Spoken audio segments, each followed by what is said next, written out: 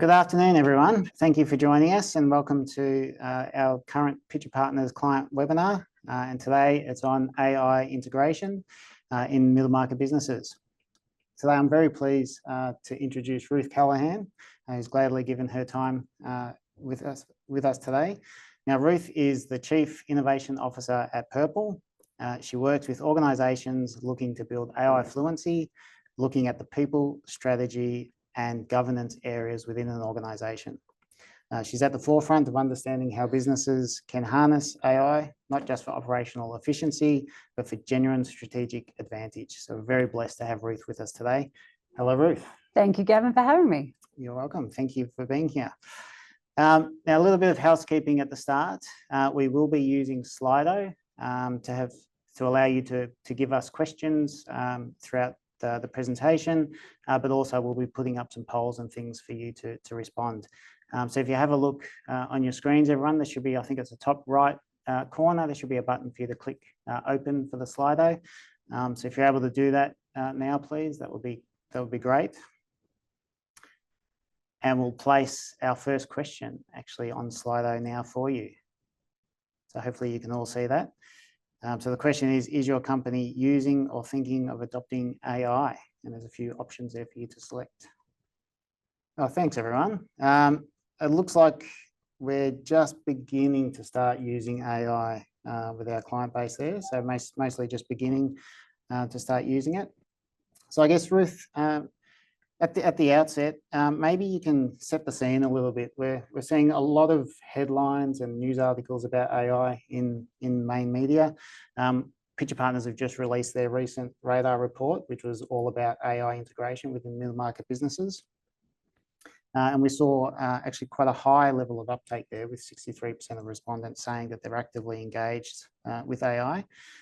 So can you please just start by setting the scene of what you're seeing out there in the marketplace with middle market businesses and AI adoption? Sure, Gav. I think what you've seen just in that Slido answer is probably what the reality is for a lot of businesses. They have something, they're trying to get their handle on AI, but they're finding it a little hard to operationalize it, to make it really part of their workflows on the way through. We find that even though it's, I think next week is ChatGPT's 3rd birthday, happy birthday ChatGPT, those 3 years have been a slow uptake in Australia. So some companies, some sectors have obviously accelerated, but for most businesses, it's been hard to identify how to use it, where to use it, who should use it, when they should use it. And those kinds of questions mean that there's been a lot of inertia. People have been very nervous about just deploying it and letting it go. So I think if you are in that cohort that is just beginning, you're not actually behind. You are able to pick it up now and walk alongside your peers who are also in the same piece. But I would recommend that if you haven't had a chance to really get to grips with it, now is the time, because you'll start to see it appearing not only in the software you buy, but in all the different tools you're already using, right the way from your LinkedIn through to your ERP or your CRM. They'll all start to have AI integrated, and the sooner you're across it, the better. Yep. And I guess when we're talking about AI, it's quite easy to feel overwhelmed with what we mean by AI, because there's, I guess, existing technologies out there which are more like machine learning or following prompts. How would you differentiate AI, as we sort of are talking about it today, to what has been around in the past? Absolutely. So everybody tends to now refer to AI as that kind of generative AI model. But of course, AI has been with us since the 1950s, and machine learning and artificial intelligence has a long history. Where things have become different is that a lot of that traditional artificial intelligence kind of work to some simple rules, so that if one thing here happened, another thing then would happen. And over time, the machine would get more efficient at learning from those rules. When you get to generative AIs, and they're built on large language models, like ChatGPT is the most common, but then there's also Claude, there's Copilot sitting in Microsoft Word. These create something new, something that didn't exist before. So they aren't really as rules-based And therefore, they can be quite unpredictable and sometimes give you very unexpected outcomes. But it can also produce some really fantastic outcomes and really accelerate the kind of work that you might be able to do. So generative AI, that new world, is something that we're really only beginning to get to grips with. And there is no guidebook, there is no manual that comes with ChatGPT or Copilot that says, here are all the things it can do and can't do. A lot of it comes down to business experimentation. And I think you did mention that ChatGPT is 3 years old now. That's right. So it is still quite a new technology. And I think we're up to ChatGPT 5 now. And we are seeing quite a lot of progress from one version to the next. So I guess people out there who are starting to play around with these tools are still on a very steep learning curve, because these tools are still evolving and still evolving quite quickly. Absolutely. And for a lot of organizations where they might, for example, have adopted Copilot, and I imagine you've got people on the call who have done this, they may have tried it and just gone, I just don't understand what benefit it brings me. So there has been a bit of hype and a lack of almost follow through by some of the models in the way that businesses work. For a while, their Copilot would just simply offer to pop up and rewrite your emails for you. And that might be nice, but it didn't seem to be business transformation in the way that we were promised. What we're starting to see now, though, is the better integration. And if you happen to be on Copilot, you'll now have access to GPT-5, which is the top level GPT available. That's a much stronger model, can do many more things. But again, unless you are aware of how it can be used in your business, you might still not be getting the best value out of that investment that you put in. That's actually a good segue into some recent research reports that have been coming out actually with the implementation of Copilot within many organisations. And those businesses that have implemented Copilot, part of their Microsoft suite, they've sort of been a bit disappointed by the results that they're getting. And it probably talks to, there's a lot of hype about AI, and at the moment, maybe people aren't able to get the benefits that are sort of going with that hype. Can you talk a little bit about that? Yeah, so I think one of the things that people start with is they start by asking whatever model they're using. Let's take Copilot. They ask it to create things. So summarize this for me, write me an email, write this report, put this information, give me an executive summary. And that's all really valid. And that can actually save you a lot of time, particularly if you know that you're doing something that it is able, within its skill set, to be able to do. Copilot for a long time didn't have really powerful thinking and researching capacity, but it could give you a pretty quick answer, and it was all right. If I needed to rewrite a paragraph and say, make this more professional, it can absolutely do that. But what we're now seeing with the addition of GPT-5 to Copilot and with the introduction of agents to Copilot is you can now start to have a more complicated conversation with it. And so instead of saying, do this for me, you can start to ask, how would we do this? And that elevates the kind of conversation you have. So I'm very happy to go through a couple of examples, but I think just that one step, instead of saying, do this, and then change to, how could we do this? I think people are going to see a really big difference in the type of thinking and response that they receive. Okay. That's great, talking about agentic AI, I guess, or agents. We'll circle back to that if we can, and certainly interested in some of the practical applications that you're seeing out there. We might just jump to a question now on Slido, just talking about, I guess, your experience with AI tools and what you're using at the moment. So if you can just one word or two, ChatGPT, Copilot or something, please put that into Slido and we'll just see what everyone's experience has been. That's great. Thanks, everyone. Looks like it's ChatGPT number one, and then a close second is Copilot. So it's really just looks like those two tools are the ones that are being utilised the most out there. But there are quite a few tools out there, aren't there, Ruth? There really are. And look, I'm not surprised by that, because one of the things about ChatGPT is it's very accessible, it's free, you can download it on your phone, you can have a conversation with it using your voice. It's a really flexible tool. The challenge that a lot of people have is it's so flexible, it's very tempting to use it for everything, and it may not be the best tool right across the board, particularly at the free level, because the free level is going to have a higher degree of what we call hallucination. It's going to make up information more easily. And there's some good reasons why it does it. It's not trying to make your life harder, but it does do that. It's also going to have a shorter memory. So you might have a conversation with it, and by the end of that conversation, it's beginning to forget some of the information you've given it early on. So that is one of the real challenges of free ChatGPT. But in terms of its ability for people to use it, no, there's no wonder that it is the dominant model in the market.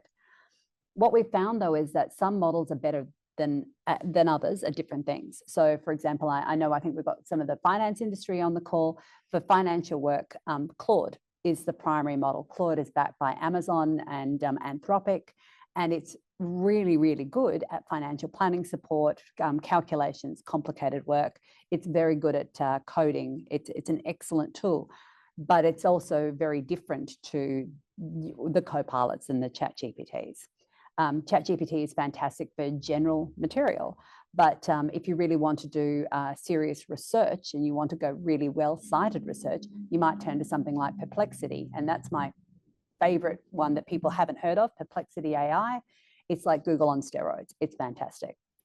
And what I think we haven't perhaps seen in those results, but you may see coming through, is that everybody that's got a Chrome browser now may see a little button off to the edge of their search bar which says AI mode. And that's Google now introducing Gemini at a free version into the most used browser that's in the marketplace. Now that has a whole pile of implications for business, because when you're using AI mode, you're not just getting those little Google AI summaries that you see at the top of your search bar, but you're getting the full breadth of Gemini answering you questions and giving you research within that Google environment. People that go to AI mode don't go anywhere else. So it does reduce website traffic for business. It stops people clicking through to content for business. So there are a whole pile of these models that are popping up and changes that can change week to week that do make it really hard for business to get across what should we do and how. So I guess if I'm a business owner and I'm trying to work out how do I navigate this AI environment, you've reeled off, in a couple of minutes there, a few different programs, and obviously you've got some knowledge as to how which ones are more suitable to different applications. But how would I go about, I guess, learning about those different platforms and which one might be suitable for the tasks and things that I want to be done through an AI platform? So I think if you are working in a broad brush tool, like a ChatGPT paid version, so that you've got some security around your data, or you're working in a Copilot, you can do an awful lot. You're going to get maybe 70, 80% of the value that you need out of those simple tools. It's only when you're going to start to say, I need some really specific bespoke work or really excellent models for a specific task, that you might really need to experiment a bit further. But what I think is important is for businesses that are saying, well, how do I even begin, is to start at where the friction points are. So within your business, there are going to be people who are fed up about the fact that they have to do the same task 100 times a week, or it's difficult to do, it's cutting and pasting, it's repetitive, it's easy to get it wrong. And that's the stuff that is the really first frontier of where you should be applying AI.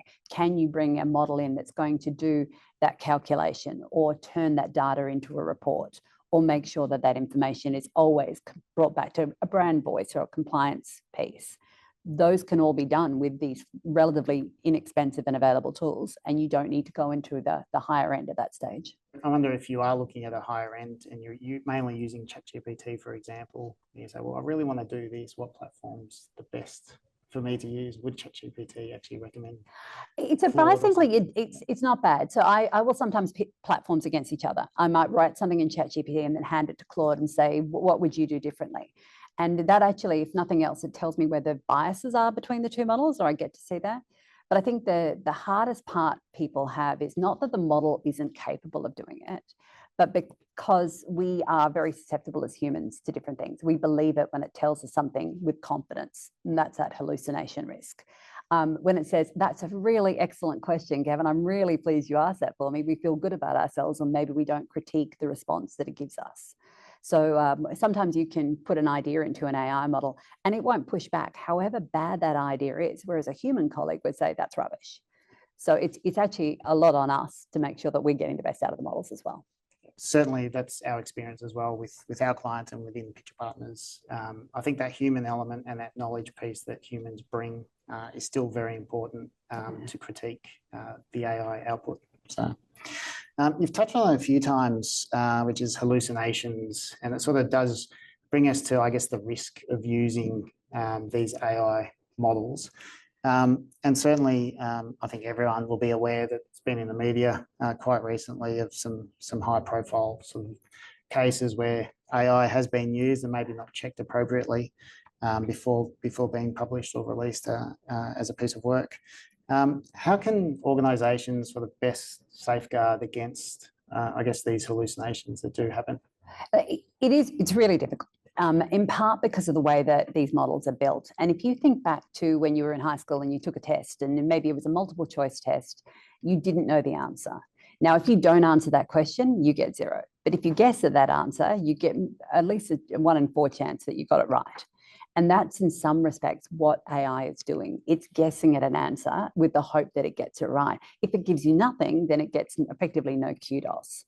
And the models have really been built for this idea of trying to make sure that the person who's using them gets a good experience. And if that means that perhaps they tell you the wrong thing, but you're happy, that is not weighted that poorly on some of these models. So the better models, the ones you pay for, the ones that have been better tested, the larger they are, the fewer hallucinations that they will have. But it is almost impossible to eliminate hallucinations without saying, anytime you have any doubt, any question, any uncertainty, you have to say, I don't know. And what you end up with very quickly is a model that's unusable because it's whatever you ask refuses to tell you because of that instruction. Finding the balance between we accept that there may be some hallucination, we know the areas it's most likely to hallucinate, and then we've got some safeguards in place for humans to check. That's a really useful thing. But again, that process even of pitting them against each other, have one model check the other model and then have a human do the final degree of oversight, and you can mitigate that risk if not eliminate it. A bit of consciousness where the models want to please you, so that can get dangerous, I think, in the future. You sort of touch on it a little bit where you talk about a free model versus a paid model, and I guess with a free model, why is it free, and I guess what risks does a free model sort of pose versus a paid model that an organisation might employ? Yeah, look, the freeness is because they need us at this point more than we need them. So almost everything that is in the public domain, every book, every song, every piece of art has been viewed and seen by an AI model. And so they've all been incorporated into training material. But the demand for training material far outweighs the amount of available new content each time. When you hop onto a free ChatGPT and you're typing in something, it is using your conversation, your responses, the level of happiness you might have with a response back into its training model. It's why if you're on a free version, you might sometimes see it gives you 2 answers and asks you to evaluate which one you prefer. So if it's free, you are part of the business case for an OpenAI or an Anthropic. But if it's paid, you tend to have a little bit more control. Now, for example, if you have a paid version, you can say, I don't want this to be put into training material. I wouldn't bet my house that won't ever leak through a firewall, but at least you can be more confident that the material, the discussions aren't constantly being fed back into the algorithm. It also means that you have some other controls, which can be quite important in a business. You can set it up for a team and actually know what other people are asking of it. So one of the challenges a lot of businesses have is they really don't know who's using it and how they're using it or whether they're using it appropriately. It's only when you pick up something that's been written by a colleague and you go, well, this sounds like ChatGPT, that you realize that it's as extensive in an organization as it is. And I guess if it is a public domain, organisations that do have, I guess, data and privacy obligations with that data would need to be careful in terms of what is shared through those platforms, because it sounds like once you put it in there, especially if it's a free model, it's out there for everyone to see. It is really risky. And so I think this is one of the challenges around Google Gemini being so easily available, is that organizations just may not know whether you've gone, oh, look, I need to I need to make this person redundant. Here is their story. Here is their life history. Write me the emails that go with that. That's the kind of thing that has a huge corporate reputation risk as well as a personal risk associated with it. But people are so used to trusting trusting Google, trusting Microsoft, trusting OpenAI, that they don't always stop to think, what is the risk of this being in the public domain and available for other groups? Well, we've touched on a few of the risks that these platforms can pose, and we might just throw it to the audience now. I guess what's on your mind when you're thinking of these AI platforms in terms of the risks and concerns about using them? If you can just type a few words as to what those risks and concerns are, and we'll see what the general consensus is. There's a few coming through. Not unsurprisingly, privacy and data privacy is the biggest one. Oops. Sorry, push wrong button, guys. And it's definitely a big concern. And we've seen, just outside of AI anyway, data breaches and privacy breaches, and they do get a lot of headlines, and therefore reputation risk can follow with that. It doesn't always have to be financially sensitive data or even people data either, but you might have a business model that is built around your relatively exclusive understanding of a particularly complex topic. I work in consulting, you work in consulting. A lot of our work comes from being able to know something that other people don't know or find it hard to replicate or search. So when that material and that IP is in the public domain and can be easily lost through an AI channel, you can lose part of your business model. There are whole parts of our work that can become really precarious if it's too easy to replicate. And this is where thinking like your competitor is really valuable. What would the competitor want to know about me? And am I making sure that that's not sitting in somebody's AI chat? Well, how do you safeguard against that? People are the risk. So a lot of the time, organizations, even if they think, oh, we've got incredibly tight security around our AI policies, no one is allowed to use this, we've blocked it on all these things, that just doesn't stop people using it. So I often talk to people who have a very strict no ChatGPT policy at work, but are using it to do everything from get advice on home design to writing wedding vows or writing an email to their counsel, and they're doing that in what they see as their own private use of ChatGPT. But it becomes challenging when you have people using a tool that's effectively a risk to an organization without some really clear guidelines of, if you are using it, here's how you use it. So I think trying to suppress it, trying to block it out probably doesn't work. It is really about making sure that everyone understands what good AI looks like and what those risks are, regardless of the platform that they're touching, even if you've got one that you prefer that they use at work. Yeah. So you touch on a very important point there. It's really about training, education of people within an organisation. So I might just throw to the audience again. Has your organisation actually provided you with training in AI, whether the application, the security risks, or what it might be? This one's a poll with multiple choice, so if you can choose which one suits your organisation. Thanks, everyone. That's very surprising, given, I guess, the risks that you've just highlighted before, Ruth. So by far, no formal training is taking place, or if there is training, it's really minimal guidance that's taking place. And I think when we started this conversation talking about the fact that a lot of organizations feel like they're behind the eight ball. They don't have to be behind the eight ball. It really is not the most difficult software to learn. I mean, compared to almost anything else where you might struggle to get it to perform in a certain way, it's very intuitive. So once you start and you ask questions, you're going to be able to get responses out of it. The training really comes in understanding how to do it well, how to make sure that you are mitigating risk, and also how do you make sure that you're not just having this back and forth conversation and the output's probably not much better than you could have started off with. So you're not wasting time spinning wheels with bad AI.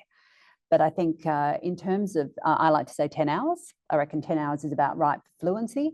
And you don't need to have a formal training session in many ways to do that. It helps to have an organizational approach that supports socializing how people are using it.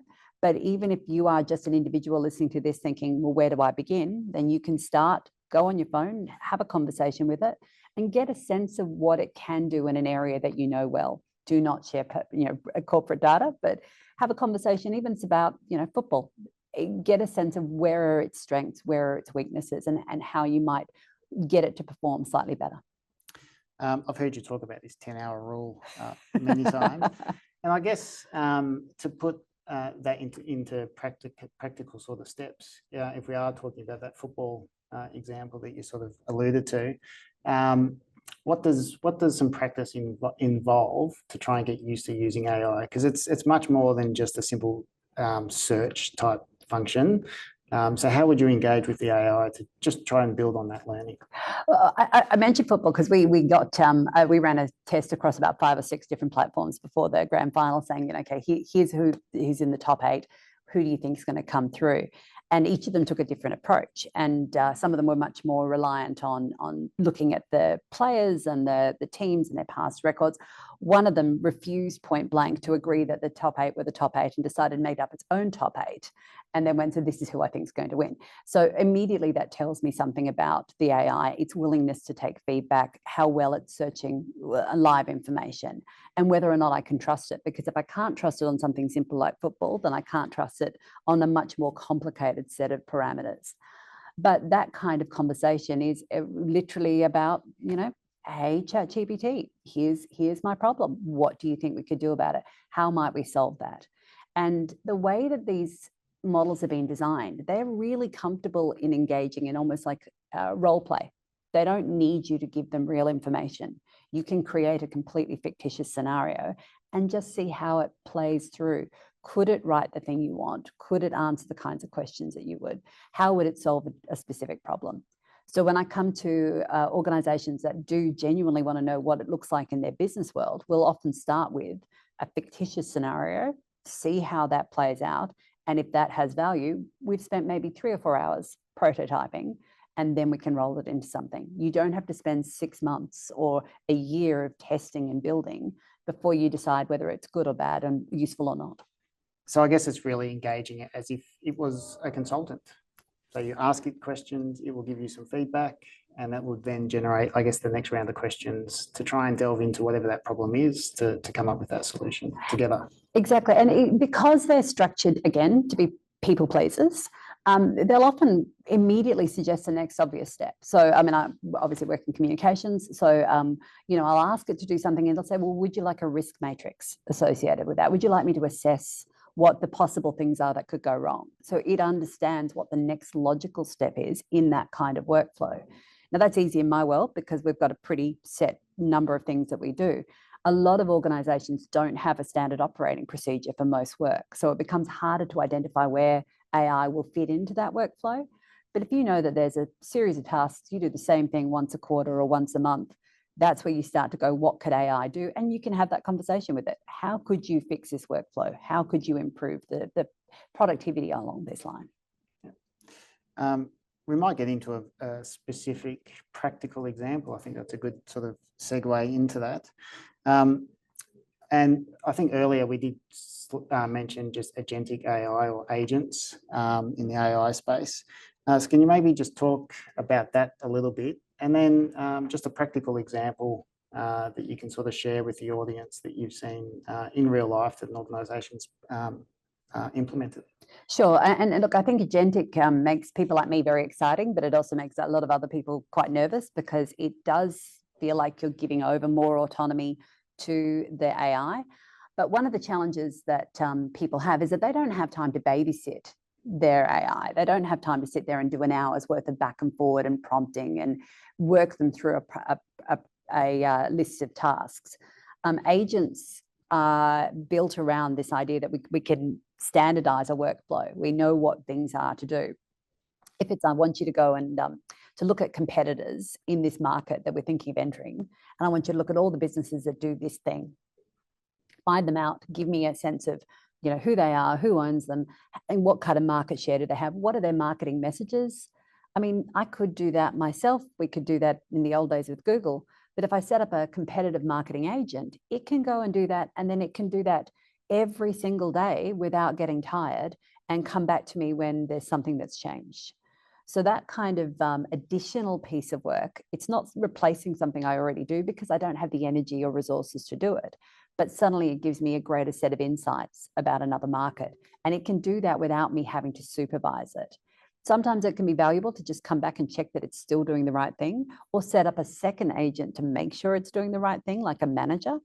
But that's a huge value add for a business that might be short on resources or not really sure what it's looking for, but needs to go off and do that kind of piece of research. What I'm hearing is it's really a set of prompts or questions for AI to run off and do, being saved, and it can be, but I mean, I often I tend to give them a personality. So I have local government Larry, for example. One of the things that I have to do for my sins is make sure they always got a good list of local governments and what they're up to and all those types of things. Well, I don't want to do that. Local government Larry will, and he will go and search through, look for any change across local governments in our area, see if they've got something new that's gone out. If there's been a change in councillors or leadership, come back to me. Now, that's very specific to my role, but you can imagine that if you were doing that for competitor, every one of them that's popped onto LinkedIn and who's suddenly doing a hiring spree, okay, that's something we'd want to know about. So it's sometimes thinking about what would I do if I had that extra capacity and time and energy was no obstacle, where would I go? Now, you asked for a specific case study. So let me give you one from the world of manufacturing. I have a manufacturing client who has a large number of bits and pieces, componentry that they buy from different suppliers that comes in. Now, the way that supplier material works is they might have 90-day payment terms with one supplier or 45 days with another supplier. Some of them have a price per component that when you buy a certain volume changes, and they have hundreds of these across so many different parts of their process. For a human, it's really, really hard. It's almost impossible to look at that and go, I can immediately see where savings can be made. But with AI, you can take that material, pop it in a spreadsheet, give it to it and say, look, I want you to analyze across the way. What are we seeing in terms of their timeliness and delivery? You know, where could we begin making savings if we paid at a different cadence? If I'm going into a meeting with these suppliers, what should I be asking for as the ideal set of terms based across the best of all of these? What is my negotiating playbook that I give my procurement team? So again, it's not something we could ever easily have done. And it may not be a use case that you go, oh, I've started off from that point. But once you can see that you can do that, you're suddenly empowered to be able to do things that you couldn't do before. And that's when you start to move from create me this to real business transformation. Yeah, it really is a mindset shift, I think, in understanding, I guess, the capability of what AI is able to do and bring into the organisation, and then how to apply it. And I think providing these practical examples of real life uses can help everyone sort of start to think about how they might integrate AI into their organisation. That is more than just content creation, grammar checking, how to make something sound a bit better. And that's a really, really good example that you've shared there, and something I wouldn't have even thought of myself. So thank you. I might just step back a little bit, because if we look at AI, in the mindset of most people, it's really this big, innovative, expansive area. And I've heard yourself, but also others, talk about the phrase of treating AI as infrastructure, not innovation theatre. Can you sort of expand upon what that sort of means? Yeah, look, I think there are a lot of places thought they'd jump on the bandwagon very early. Look, we were one of them, and we said, oh, we're going to have AI, that's great, and we popped it in, and then everybody went, well, now what do we do with it? And innovation, when you know you want to be innovative, but you don't know where it's going to be applied, could be really challenging. So we were thinking about this all wrong. What our organisation started with was, where are the use cases? Where are the things that it will fix? And that's really thinking about the world as it stands right now, and how do we get a little bit better on the world that stands right now. What it took was for us to really step back and go, okay, if we don't think of it as that kind of tool, but think of it more like electricity. I mean, I don't tell you how, get electricity for your home. You will be able to do this use case. It becomes part of the kind of a enabler for everything else that takes place in your house. So I think if we think of AI as an enabler within business, it's part of the infrastructure of the business. It's essential to how the business will build its business models going forward, but it doesn't have to be tied to a single use case. And if it doesn't achieve that use case, it doesn't work. So it is a really different way of thinking about it. It's one of the reasons why it's disruptive, but it's also one of the reasons why it is so hard to get your head around it at first, because you have to think about it, unlike anything else you might procure. Yeah, again, I think it does come back to that mindset shift and playing around with it and working out what those examples and use cases are. And I think, just hearing you share those practical examples does start to get the mind thinking as to, okay, how can we apply something similar into our organisation where it could be a human doing that task, or it could be a human training this AI to actually do it for you. Which again, hopefully it's efficient and you can critique it a bit further with some more insights. That's really interesting. Thank you for that. We might just move to, I guess, the human element with AI.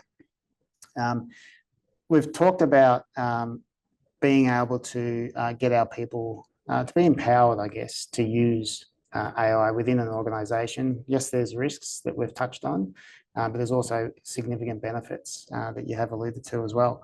And I guess what came out in our recent radar research was the key enabler for an organisation to actually adopt and implement AI was really at the leadership level. I think it was 63% was the response rate that sort of said if our leadership team are behind us and wanting us to use AI and learn and implement it, then it's going to happen.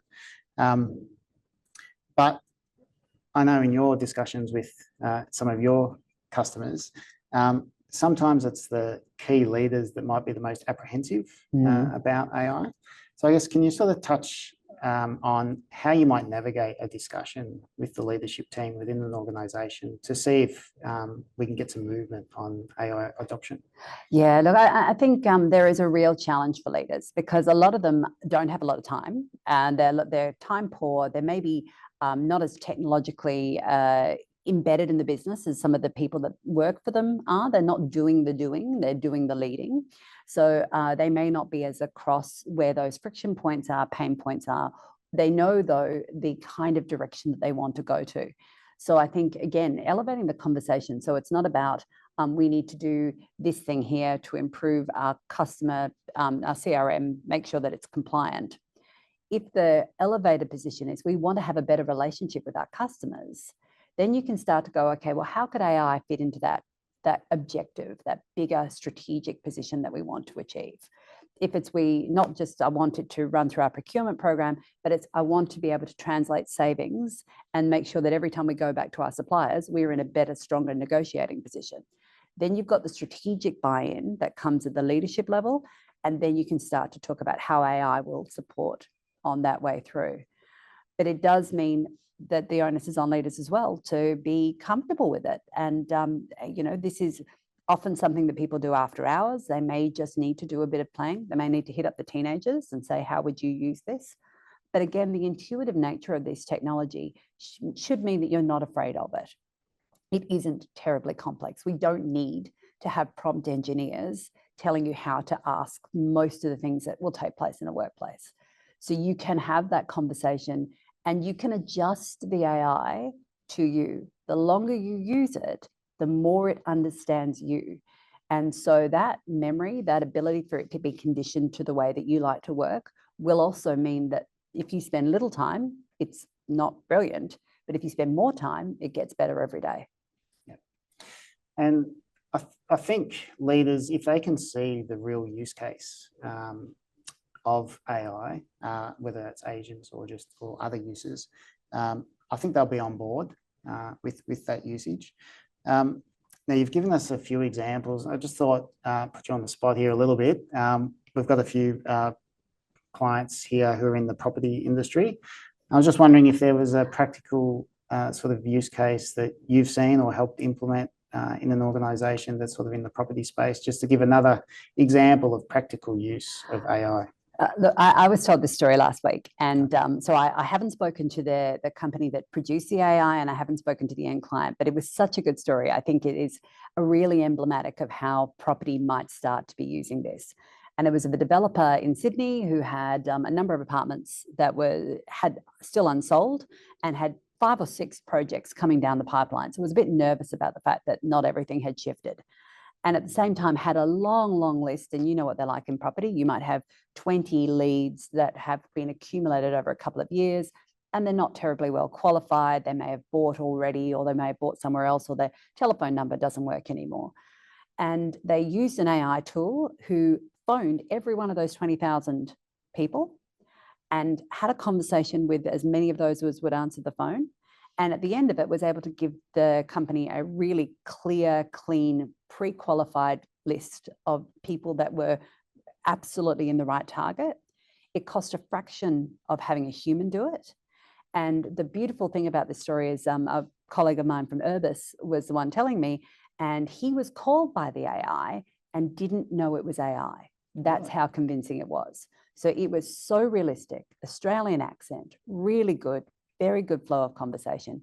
It didn't upset the customers. They didn't feel like they'd been speaking to a robot. It was a really powerful example of how far we've come on that. Now, I mean, every property person knows how hard it is to qualify leads and keep those lists up to date. I think an AI use case that's built around that is going to get a huge amount of traction because it saves time and energy, and it's not something that is easily replicated by humans in the time frame that we're talking. Yeah, okay, that's a really good use case. Thanks for sharing that one. I guess it does bring us to a little bit of an elephant in the room, because all of these use cases do talk about really a role that AI is going to be playing that perhaps currently it's a human that is playing. So with the increased uptake of the use of AI, it's natural, I think, for people to feel that their job might be at risk or insecure. What would you say about people who are getting a bit worried about where AI might be heading? I think it's probably helpful, I think, to think about your career. And I know when I first started, I started in journalism, and I was doing things that do not exist today, but there are still journalists. I mean, I was looking at the shipping lists to make sure that we had the information written out properly so it could be put in the paper. A ridiculously time-consuming, wasted task in terms of productivity, but someone had to do it, so it was a human, and they were low paid. So I think in everybody's career, you probably have those moments where you were copying and pasting, or you were typing things into an Excel cell, and you did it because it had to be done. What has happened is AI has come along and it will do a lot of those things. Now, that frees up the human to be a more productive worker and lets them go and do something else. Will there be jobs where that's all the person was doing and now AI can do it for a fraction of the cost? Yeah, there will be. But those tend not to be the jobs that people get up in the morning and say, I cannot wait to be validating a CRM list of 20,000 people on the phone where people are hanging up on the phone to me. Those aren't the things that get people out of bed in the morning. What they want is to be able to do the things they love, and those are the things they shouldn't be sacrificing to AI. So if that means being a better advisor, being a better manager of people, being more strategic within your organization, those things don't get replaced overnight. Where it really puts the onus on people to go, well, what's my value? What is the thing I do that's really important to my business? That's the thing I want to continue to do. And then I'm going to find how AI can take away the busy work so I can do that more often and do that better. Yeah. It comes back again to that, I guess, ability to apply knowledge. So first of all, to build up your own knowledge, not just a bespoke knowledge, but ability to apply that knowledge. Again, we talked about hallucinations and things that AI do come up with as well. So I think there is definitely a role for humans to continue to play. And certainly from what I'm hearing, what I'm seeing, AI is really an enhancer and an enabler for people to help them with their roles and improve their roles and move up that value chain. Oh, if you're an expert in your field, then you should be using AI to do that field within your organization, because you are the one who can tell if it's doing it well and doing it badly. If you give that down to somebody 2 levels more junior than you because they're young and they're digital, then the risks of that going badly are enhanced. So I think it's really on leaders, managers, executives, people who have years of experience to go, how do I make sure that my knowledge is actually shaping the way that this is being used? A little bit of a side tangent. So I've got a few teenage kids, and they are certainly using ChatGPT for their schoolwork and other applications as well. And I guess a few things that struck me as you were talking earlier about, especially those free models where they're being trained constantly by what people are putting in. So now we have quite a broad range of people putting in prompts, putting in information into these models. Who knows exactly what these models are then learning, and then what's coming back, people are seeing as correct answers or gospel. And I can just see that there could be some issues in the future with people growing up with this technology and perhaps relying on it a bit too much. It is a really big challenge, and I have teenage kids as well. They don't say, I don't use AI, mum. But then you'll ask them a question, they'll Google it, and they'll immediately use the Google AI answer that pops up at the top of the screen, which is often not correct. And I think there's that trust piece. It sounds so confident when it tells you the answer that they can easily get that wrong and trust the material. I think Kim Kardashian just recently blamed it for not passing an exam. So, so she used ChatGPT and it sent her badly. So I think there's always going to be someone who says, this is not going to work out because I've relied on it and it hasn't given me the right thing. But I think when you look at the way that education's taking place around the world, a lot of other countries have really lent into AI and said, no, what we're going to do is make sure that the education experience is enriched and that kids have developed a kind of AI literacy and digital literacy where they are critical of the things they see online and make a better judgment. And that's only got to be good for all of us. Ruth, one sort of last question from me is, we've covered quite a lot of ground in this webinar. Is there anything else that you think our listeners would benefit from?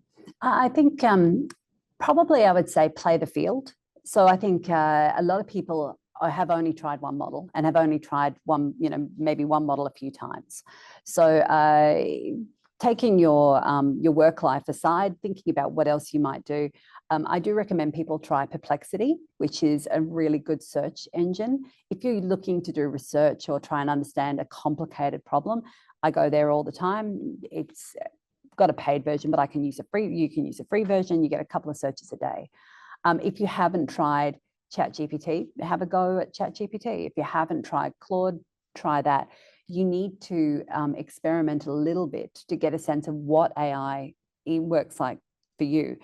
And that's because it's not just about work. When we look at the top use of AI in 2025, Harvard Business Review says it is therapy and companionship, which is remarkable that we've gone from saying, here is this thing that'll transform your business to therapy and companionship.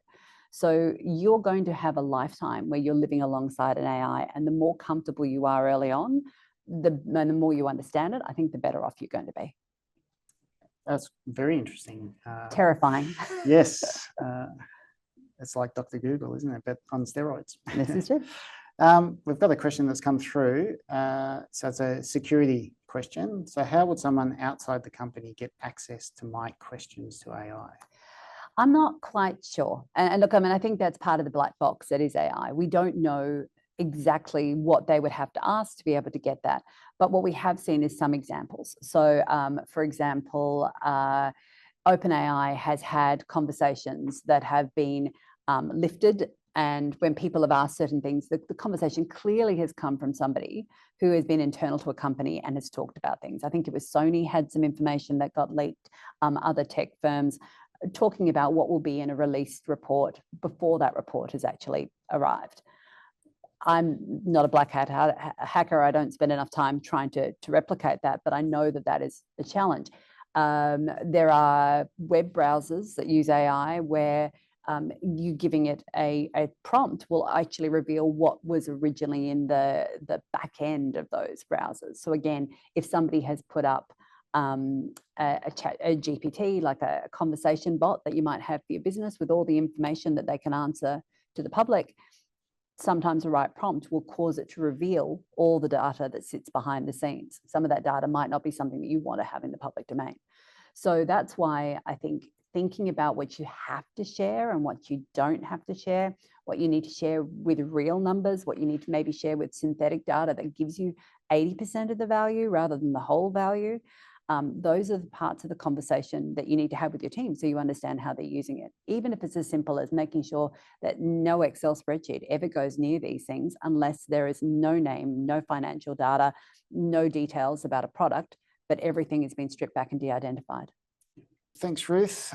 Question for me. How is Pitcher Partners using AI inside its organisation currently? So we mainly use ChatGPT, Copilot at the moment, so it's part of the Microsoft suite. We're using it in a few instances that I'm aware of. I'm probably not the best person to ask, but it can be for assisting with drafting content, kicking off a report, for example, helping with emails. Some people are using it in Excel, in particular with formulas to build tables and particular formulas within Excel. I know our marketing and communications team are using Claude and a few others to assist with some of their marketing material. And we are currently experimenting with building a bespoke sort of research tool that can help us with drafting advice. That's in the very, very early stages, and we're just dabbling with that at the moment. So it's still definitely a work in progress for us. Ruth, got another one for you. Okay. What programs or applications have you seen businesses get the most benefits from so far? I think in terms of the financial sector, it's definitely Claude. I know a number of economists and financial businesses that use that.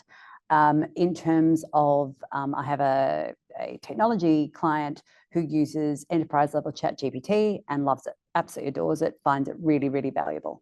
What I think is also important, though, is to investigate some of the ones that sit inside your other tools. So the property example I mentioned is somebody who's built a system around one of these large language models. So it's not just ChatGPT, but they've actually built it to work specifically for that sector. So a lot of your ERP or CRM material, maybe you've got a project planning software that you use, like an Asana or a Monday. They all have AI now, so they can do some of the things that people had to do before. And some of the reasons why a lot of people don't like the software that they've got can be resolved by using the internally constructed AI. So I think people do get value. They don't always get value at the way that, perhaps gets reported to the board. It's often at that individual level where somebody goes, well, that used to take me 6 hours and now it takes me 1.5 hours. That's fantastic. That usually doesn't make it all the way up the chain, and not everybody is aware of how much time can be then saved and repurposed for something else. Thank you. From a training aspect, where would you go to get that training? Look, I think LinkedIn is a really easy entry point. LinkedIn has a lot of training for these kinds of pieces. But I do think if you're working with Pitcher Partners or working with another consultancy group that is helping you build the strategy of your business, ask them about their use of AI and how they are seeing this, because I'm a big believer in transparency. I think it's really critical that if you've got a provider who is working with AI, that they're sharing the value that they're getting with you as well, so that they can say, here's how we would approach that problem. Here's how we would solve that particular challenge. And you may find that the base level skill stuff is pretty freely available, but being able to work with somebody who already understands the challenges inside your business and already understands your constraints, having them work with you to build a bespoke training piece for your people is going to give you the better outcome in the long run. And it's definitely going to mean people need to just get their hands dirty, trial it, practice, and learn. Have it write love poetry to your girlfriend. I mean, it does dreadful things, but it likes to play, so you can play and develop some skills alongside it. Cool. Another one. So I guess with AI being relied upon more and more within a business context, do you think that further use of AI may water down the agility and initiative of business leaders of the future? Look, I think it will in some respects. Maybe not the initiative of business leaders, but it may erode some hard skills, because we all develop, muscle memory around the tasks that we do all the time. And when we stop doing those tasks, it becomes harder to then stop and start and pick up again. And if you are relying on it to write all of your emails, you're going to find it hard when suddenly you have to write an email without it. But I think we learn to balance that kind of skill erosion and muscle memory in other parts of our lives. We all drive with ABS, we all know what we're doing. But I think the ability for people to keep the things that they have built over their lifetime, continue to practice those, but put them into a different application by being more instructive and managing the robot as it does the hard work, that's where that leadership skills come really to the fore. Thanks everyone for all the questions. There's quite a few coming through. Given the time, this one will be the final one. So I guess internally, where should an organisation start to develop guidelines and I guess use policies for the use of AI? Yeah, I think a lot of organisations want to start in IT and procurement, and they should definitely be part of the conversation. But I actually think finding the people in your business who understand what your business does day to day, what all the steps are, they're essential to being able to find the friction points, the pain points, the things that could be fixed if they had the opportunity and resources. Then you can start to build the technological solution around that and say, okay, this is what it looks like.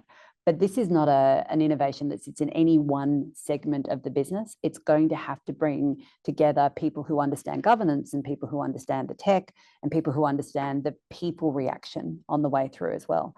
Bringing those people together, you don't have to roll it out everywhere at once, but just socializing how 5 or 6 or 7 people in your business are using it to make a difference will then mean that people are more confident in experimenting themselves and taking on that next step.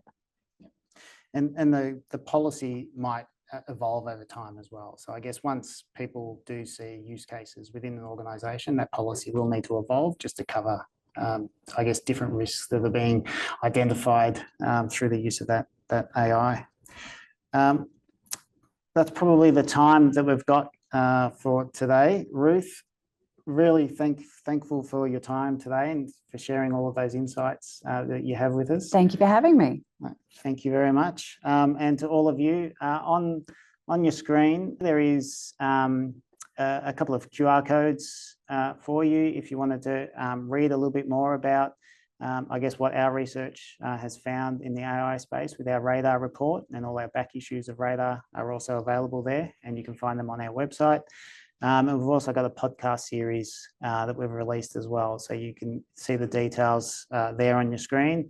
And we will have a specific AI podcast coming shortly too. So watch out for that. Thank you everyone for joining us, and enjoy the rest of your day.